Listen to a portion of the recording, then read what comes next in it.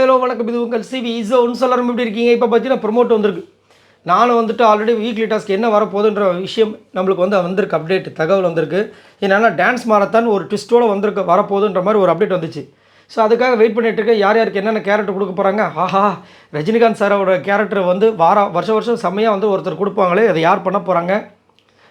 அப்புறம் விஜய் பார்வதிக்கு என்ன கேரக்டர் கொடுக்க போகிறாங்க, கனிக்கு என்ன கொடுக்க போகிறாங்க, விக்ரமுக்கு, திவ்யாவுக்கு அப்படின்னு நான் யோசிச்சு வச்சா, கமருதீனுக்கு அப்படின்னு யோசிச்சு வச்சா, இங்கே இது வினோத் சாண்ட்ரா பற்றி பேசக்கூடிய விஷயங்கள் காமிக்கிறாங்க. ஏன் சார் இப்படி பண்ணுறீங்க அப்படின்ற மாதிரி இருக்குது. பட் இங்கே சாண்ட்ரா மேலே செம்ம கோவத்தில் இருக்காரு வினோத். ஏன் அப்படின்னா நேற்று நைட்டு பார்த்தீங்கன்னா, ஸோ அதை பற்றி பார்க்கலாம். அதுக்கு முன்னாடி பார்க்குற எல்லோரும் நம்மளோட சேனலை சப்ஸ்கிரைப் பண்ணிட்டு பாருங்கள், லைக் பண்ணுங்கள், கமெண்ட் ஷேர் பண்ணுங்கள், அந்த ஹைப்பையும் தட்டி விடுங்க.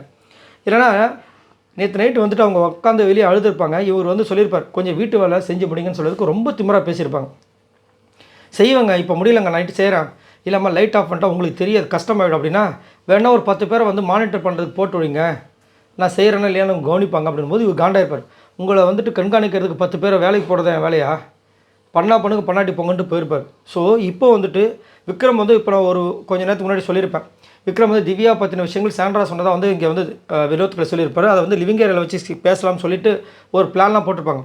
இப்போ இந்த ப்ரொமோவில் என்ன காமிக்கிறாங்க அப்படின்னா, திவ்யா மேலே தப்பு இருக்கா இல்லை சாண்ட்ரா மேலே தப்பு இருக்கா அப்படின்ற விஷயங்களை வினோத் சொல்கிற மாதிரி காமிச்சிருக்காங்க. அவர் என்ன சொல்கிறாரு, இப்போது உனக்கு உண்மையிலேயே தைரியம் இருக்குது, அந்த பொண்ணு தப்பு பண்ணியிருக்கு அப்படின்னா நீ தைரியமாக டைரெக்டாகவே 1 to 1 திவ்யா கிட்ட பேசலாமா, ஏன் பேச மாட்டேன்?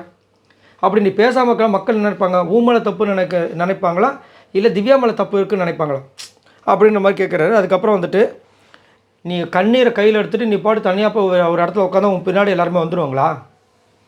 கேரக்டர் அவர் கேட்குறது, அப்பப்போ போய் உட்காந்து அழுதா எல்லாருமே காண்டாக தான் செய்வாங்க. இந்த மாதிரி அபிராமி நினைக்கிறேன், ஒரு சீசனில் ஃபுல்லாக அழுதுகிட்டே இருப்பாங்க, செம்ம காண்டாக இருக்கும், ஆனால் நல்ல திறமையான ஒரு போட்டியாளர். ஸோ அதை மாதிரி சொல்கிறாரு. இங்கே எல்லாருமே கேம் ஆட தான் வந்திருக்காங்க, சரியா? அதே மாதிரி நான் பேசிகிட்டு இருக்கேன், உங்கள் காலை இப்படி நீட்டி உட்காந்துட்ருக்காங்க, உனக்கு புரியுதா? இப்போ எனக்கு எவ்வளோ காண்டாகுன்ற மாதிரிலாம் சாண்ட்ரா மேலே செம்ம கோவத்தில் இருக்கார். வாஸ்தவமான கோவம், தப்பே கிடையாது. ஏன்னா ஒருத்தவங்க தலையாக ஒரு விஷயத்த சொல்லும்போது காலையில் சொல்லிட்டு இருக்காரு, பண்ணிவிடுங்க. இத்தனைக்கும் நிறைய வேலைகளை விஜய் பார்வதி முடிச்சிட்டாங்க, இவங்களுக்கு சின்ன சின்ன வேலை தான். அதுக்கப்புறம் சூப்பர் டீலக்ஸ் இது பண்ணோம். ஆனால் அதை பண்ண சொன்னால் அதை கேட்க மாட்டாங்க. அது தலையாக அவர் சொன்னால் அவரை கலாய்ச்சா அப்போ அவர் கோவம் வராது? அவரும் மனுஷன் தானே. ஸோ இதை பற்றி உங்களோட கருத்துக்களை சொல்லுங்கள். ஸோ சாண்ட்ரா ஒரு விஷயம் ஒரு பக்கம் மிஸ் அண்டர்ஸ்டாண்டிங்கிற விஷயம் போனாலும் அதை பயன்படுத்தி ரொம்ப அநியாயத்துக்கு அந்த பேசுகிற விஷயங்கள், அந்த ரிப்ளை கொடுக்குற விஷயங்கள் ரொம்ப டூ மச்சாக போயிட்டுருக்கு. இதை பற்றி என்ன நினைக்கிறீங்க? மறக்காமல் கமெண்ட்ஸ் பண்ணுங்கள். பாய் நண்பர்கள்.